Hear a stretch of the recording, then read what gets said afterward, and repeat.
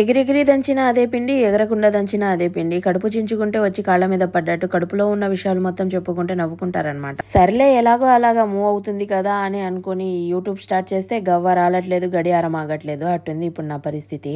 గంటల తరబడి కష్టపడి పగలనక రాత్రనక నిద్ర లేకుండా డైలీ వీడియోస్ అప్లోడ్ చేస్తుంటే ఆ వచ్చే వ్యూస్ 400.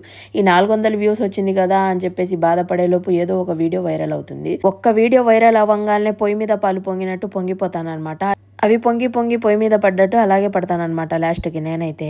ఒక వీడియో మంచిగా వైరల్ అయ్యి బాగా వ్యూస్ వస్తున్నాయిలే అనుకుంటే పట్టుమని 3 కూడా రారు సబ్స్క్రైబర్స్ అయితే దానికి. ఇక నా బాధ అయితే అంతా ఇంత కాదనమాట. వ్యూస్ వస్తున్నాయంటే సబ్స్క్రైబర్స్ రారు, సబ్స్క్రైబర్స్ వస్తున్నారంటే లైక్లు రావు. ఏంటో ఈ పరిస్థితి నాకైతే అర్థం కాదు. ఇక నిజ జీవితంలోకి వచ్చేసరికి తినడానికి తిండి లేకపోయినా మీసాలకు సమ్మెగా నుండి అడిగాడంట. అలాగా మా ఆయనకి ఏదో ఒక ఫోన్ తో ఫస్ట్ వీడియోస్ తీయాలి, అవి బాగా వైరల్ అయ్యాయి అనుకుంటేనే ఐఫోన్ కొనాలి. మనకున్న ఆవేశంతో అది ముందే కొనేసాను.